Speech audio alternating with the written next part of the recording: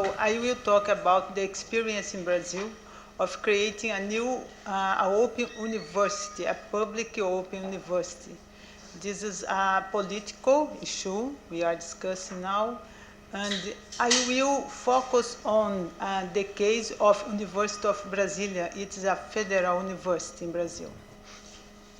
In Brazil, you know, we have many challenges, and I will talk about the enrollment, the tax of enrollment in higher education in Brazil. In the last year, is fewer than 10% of the young people aged between 18 to 24 years. This accumulated potential demand added to the annual growth of 2 million youngest who end up high school education. So, in response to this challenge, federal government undertook the program denominated Open University of Brazil at the end of 25. This program was created by a law which regulates the criteria and the proceedings to implementing this university. The priority of this program, or this project, is training unqualified public teachers. In Brazil, we have about 800 teachers unqualified in public schools. You have 800 teachers unqualified. In Brazil? In Brazil. 800,000? No. 800? 800,000. Thousand teachers. Thousand, yes. Of course, 1,000. Yes, thank you. This program, Universidade Aberta, Open University of Brazil, proposed offer of distance education courses and programs in centers of studies kept by the municipal district under federal university coordination. What isn't UAB is Open University of Brazil. It isn't an open university centralized like the Open University of UK and others that exist in many countries. UAB doesn't represent the total conversion of face-to-face to distance education system. So what is this program, this project? The UAB is settled through a technical cooperation agreement between the Ministry of Education and public federal universities and technological centers, denominated in Brazil CEFETs. It seeks the expansion and the democratization of access and internalization of higher education all over the country. For function, counts with the capacity of human research and the infrastructure available in partner institutions. These institutions are federal and municipal and state universities, which are offering presential face-to-face programs. They are very traditional in this kind of program. But someone of them has more experience in distance education and other no. And we count with federal financial research support for the costs, with production and maintenance of distance learning. So this program represents the incentive to the offer of bimodal system, preserving face-to-face system, and motivating the creation of distance courses for places that don't have public higher education. In the first year, this program was created in 25, and in the first year, last year, approximately 290 municipal districts participated in this program. The municipality is a kind of study center when the student goes to have orientation, assistant, pedagogical assistant, and where the student do the evaluation, presential evaluation. So we have now this number of center of students, and we have 44,000 new vacancies to distance education courses in Brazil. 2010 MEC, Ministry of Education in Brazil, will be more than 800 study centers working to 300,000 new students in the higher education level. This is the goal in Brazil. It's a very ambitious. Traditional universities, the federal universities, what are our challenges? Our challenge is the articulation of our curricular structures and our methodologies in order to attend technological mediation demands, avoiding the decharacterization of our objectives and institutional mission, because What does that mean, decharacterization? without change a lot our mission and our objective, because we are continuing to offer face-to-face courses. We are not changed. This is a B model. So the case of the University of Brasilia, where I work, we have a lot of experience. I will not read this PowerPoint. We have a lot of experience in the past with distance education, but now we are involved in a very big program like this one. And it is different because now we need to offer in a regular way. Annually, we have to offer new vacancies. So, in 27, with the UAB program, we enrolled 940 students in 6 distance education programs of higher education, allocated in 18 study centers around the country. Our programs are arts, theater, music, pedagogy, Portuguese language, physical education. All of them are for teachers. We have many partnerships with Ministry of Education, with state, level state, federal university, other federal university, municipalities. All of them to offer higher education with the objective to amplify the access of adults in the higher education system. Are those partnerships voluntary or are they required? No, we have some accords terms of commitment with, like, Federal University with MEC. We have a document to regulamentation these partnerships.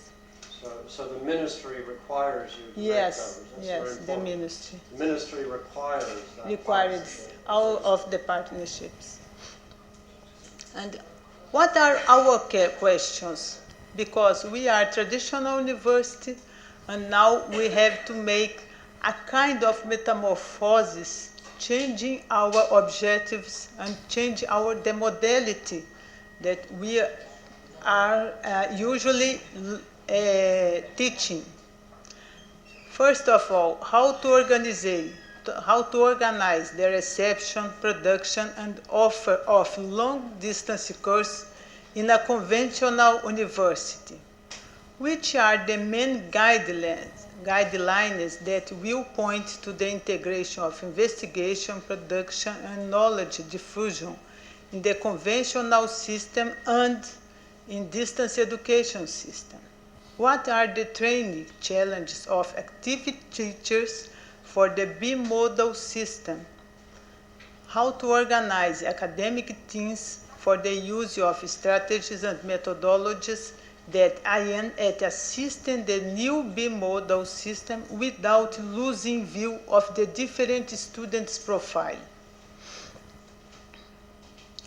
Our objectives, this study aims at the reflection on central issues to the expansion project and transformation of the conventional university into a bimodal university, exposing how the university administration, academic, and professional teams are trying to respond to this challenge, restructuring their departments based on applied investigation.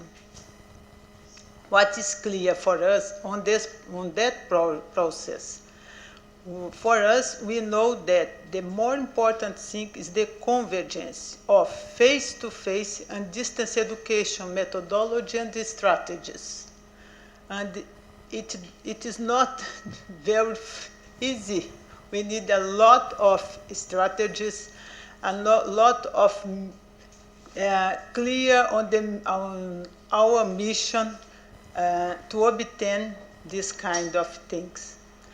We need mix of methodologies and strategy with originality, which could possibly be consolidated in the new model of open distance higher education.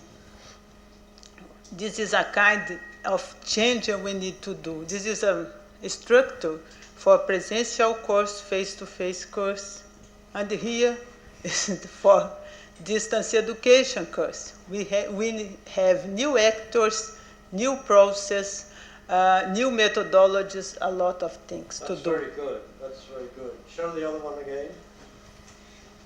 Traditional teaching. Yes. Now to try and make a conventional institution into a distance teaching institution, which in the US we find very, very hard to do. And that shows it beautifully. This is the old way of teaching. Now put up this one. And this one is more completely the system. And we will live with this system and this system. And I believe our teacher will learn to be online teacher and continue to be face-to-face teacher. That is, so what are we looking for? Innovation and the creation of new education paradigms for the implementation of distance education centers. We need some kind of integrative, flexible center with multiple cells, because in our university we don't have a big center to produce material, to deliver material. We don't have this for higher education. So what we are looking for, we are trying to training and to select people from the university who can help us to do that. Our team is a very small team. We have 19 persons to do all the things. Yeah? So we have 4 cells. Our cells is our sectors to support teachers and to provide subject and material for distance learning. The first cell is the more important, is the professional academic formation, or training the teacher for presential modality to offer your course in a new modality. So we have some programs for training teacher, like a postgraduate course for him. Understand the foundations of distance education, like Michael Moore tells us today, know media, technologies, methodologies in distance education. The second cell is a pedagogical conception for offering long-distance course and subject. This is a small team which produce medias for deliver the content. One of them is very common, support technological area, and the 4th cell is about research and institutional evaluation as a transverse axis, and which we intend to research our own process, understand what is going on and learn with our experience. Lessons. We know we work with a small team. It's great. It's a great idea because the people are working and learning with his process, and the small team is more easy to conduct the process. But sometimes you have some risk when the time is going on and you need to do a lot of things. Other things is a multiple competence team, a team who does many things. The same teachers in two systems, it's important for us because the teacher needs to mind the culture about our university. And if you are in the two system, it's better. Internalization, by working together with face-to-face system, not to put one university inside the other, but to promote actions for both of them are communicating all the time and changing experience, exchange experience. And the convergence of two systems viewing the same common use of didactic materials and teaching methodology. We know it's very important, the convergence, because our teachers who is teaching online, they are improving a lot of there's presential face-to-face classes, discover new competence and new way of teaching and learning process out of the classroom walls. That is very important for our teachers. This is our team, a small team, and the people are very young, like me. Fast. Here the team is working with a teacher. She's there. Here is our teleconference, the last one that Rosângela organized for us. She will tell the conference too. And here is the monitors, the tutoring in a conference for tutoring system in the university.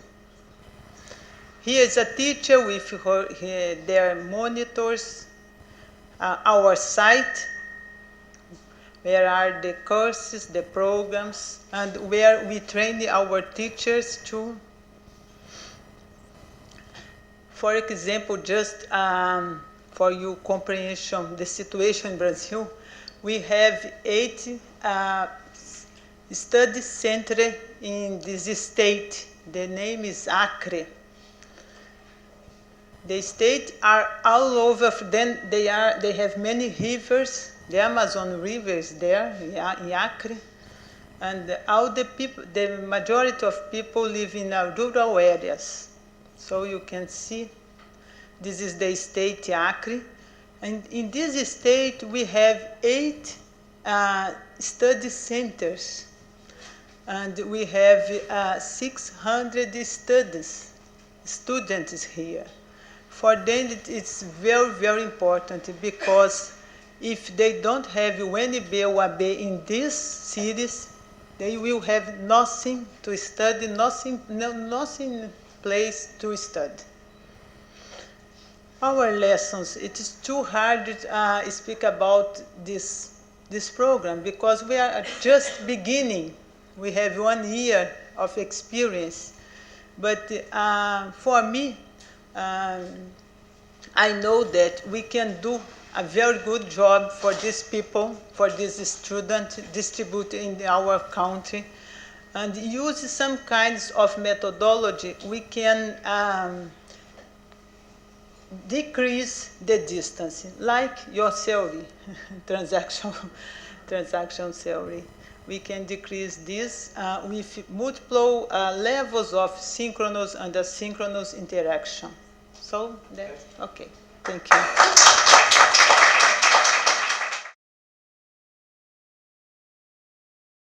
It's not a question. I just want to add some reflection with reference to the 2 slides that Professoressa just showed about the comparison between the traditional training system and the online training. Mm-hmm. And I would say that it's even more complex because we can also add other professionals, other staff, including the instructional designer, Oh, yeah. the Yes, expert of on the course. topics, the Yes. expert on the evaluation, the expert on the graphic designs, on the technology, and so on.